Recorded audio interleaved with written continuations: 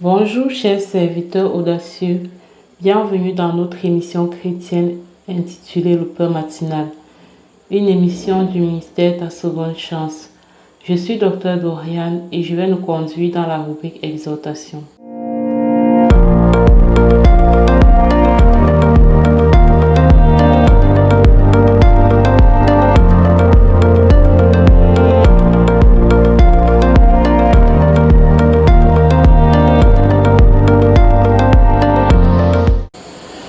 Alors, bien-aimés dans le Seigneur, chers serviteurs audacieux, aujourd'hui le Seigneur te dit crois seulement. Aussi longtemps que nous vivons, nous traversons tous à un moment donné des défis.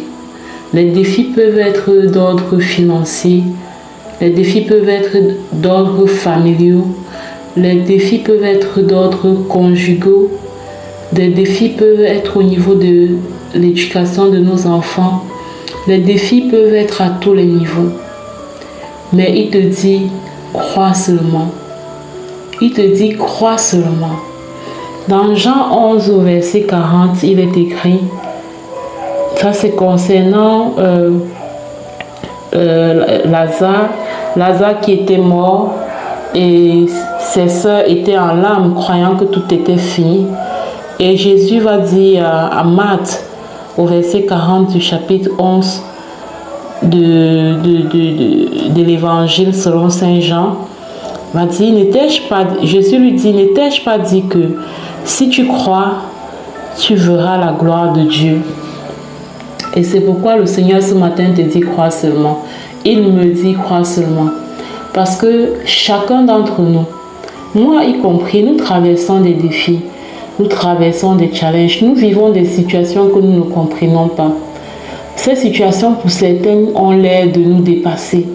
Pour certains, ont l'air de vraiment comme on est juste là et on a l'impression qu'il n'y a pas dessus. Et le Seigneur te dit crois seulement. La foi, ce n'est pas quand tu as l'impression que les choses vont s'arranger.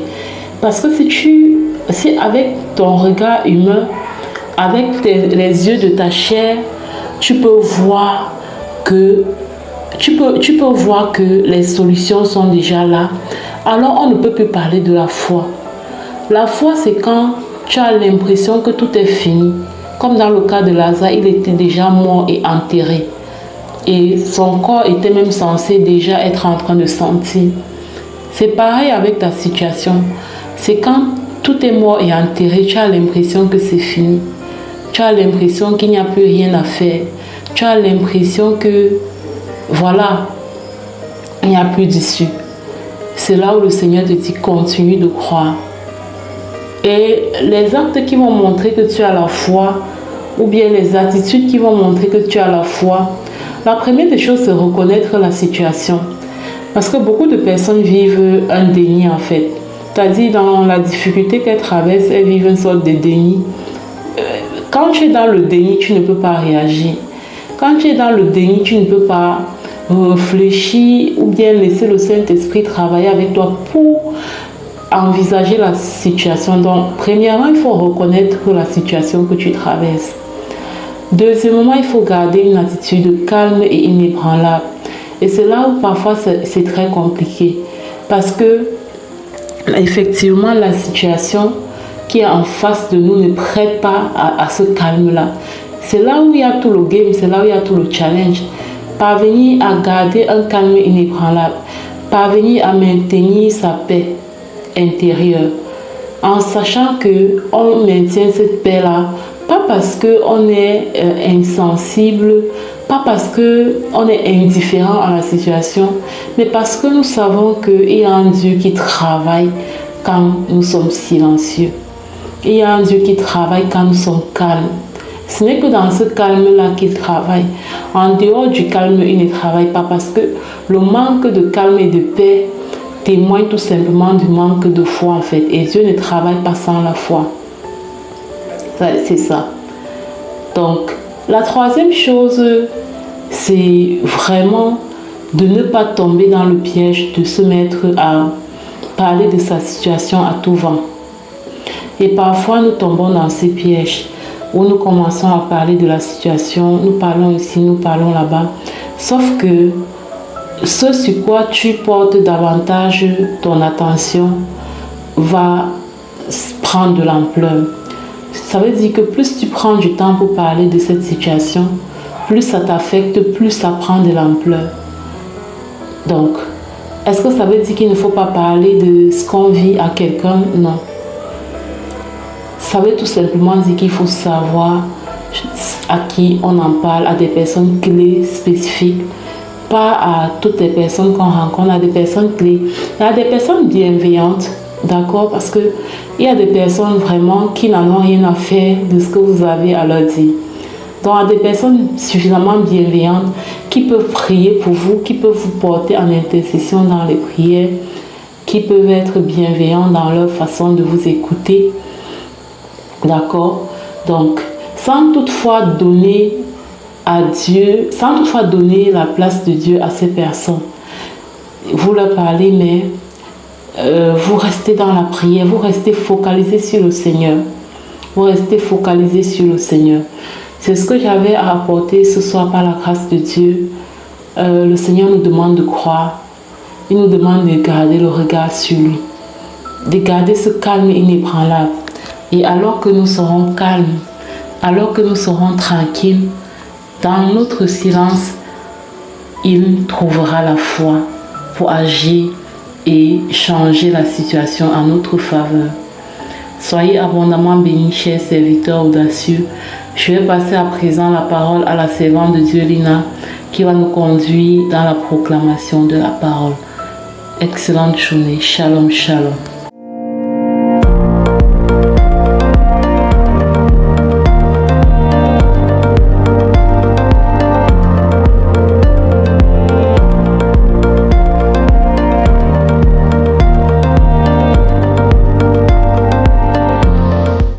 Bienvenue dans cette deuxième partie de l'émission Le pain matinal du mystère de ta seconde chance. Ici Lina pour la parole proclamée et envoyée en mission. Bien-aimés, nous allons continuer aujourd'hui notre série de proclamations sur nos familles. Je te prie de proclamer et déclarer après moi jusqu'à ce que ces paroles proclamées deviennent réalité dans ta vie personnelle, dans ta vie familiale. Je proclame et je déclare que le feu du Saint-Esprit allume ma vie de prière.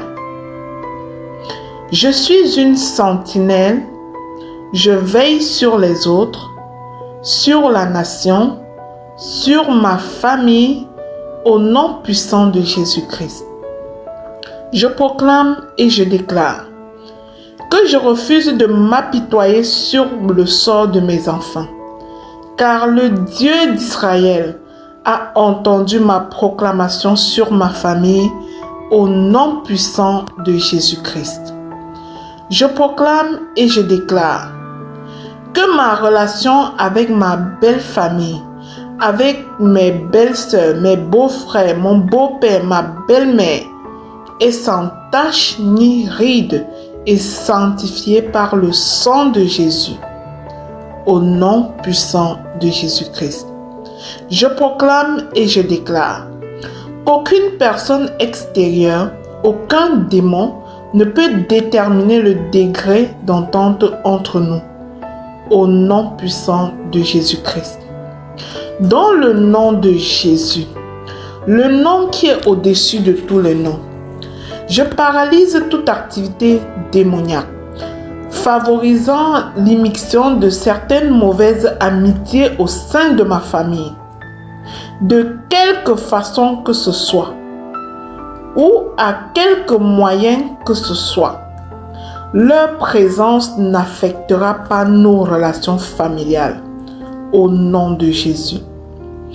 Je déclare que le feu du Saint-Esprit brûle et repousse toutes les forces qui ouvrent des portes contre nos relations familiales. Au nom puissant de Jésus-Christ, je proclame et je déclare que mes enfants sont respectueux, aimables et que j'ai une bonne relation avec eux au nom puissant de Jésus-Christ. Je proclame et je déclare, par la puissance de l'autorité de l'Esprit Saint qui vit en moi, que je commande la manifestation physique de la liberté mentale, émotionnelle, morale et spirituelle dans toutes mes relations au nom puissant et glorieux de Jésus-Christ. Je proclame et je déclare, au nom puissant de Jésus-Christ, que nous ne fréquentons pas des personnes colériques dans ma famille. Nous sommes des femmes valeureuses, des hommes valeureux, des enfants valeureux. Notre famille est une famille de personnes qui ont l'esprit de tempérance. Au nom puissant de Jésus-Christ, nous renonçons à la méchanceté. Nous renonçons à l'animosité. Nous renonçons à la colère au nom puissant et glorieux de Jésus-Christ. Je proclame et je déclare que nous renonçons à la calomnie et aux paroles déshonorantes, selon ce qui est écrit dans Colossiens 3, verset 8, au nom puissant de Jésus-Christ. Je proclame et je déclare que nous nous séparons de toute œuvre maléfique, au nom puissant et glorieux de Jésus-Christ. Je proclame et je déclare, au nom puissant de Jésus, que je pardonne aux autres comme Dieu m'a pardonné.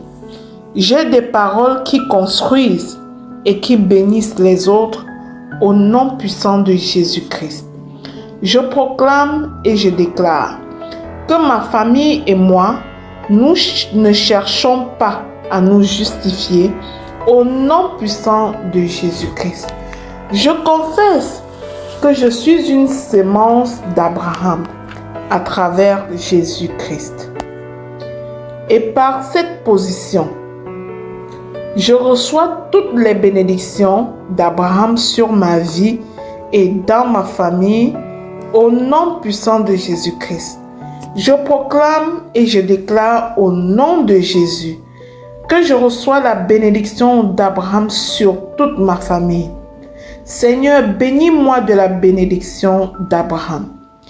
Accorde-moi la multiplication de ce dernier, comme il est écrit dans Galates 3, 14.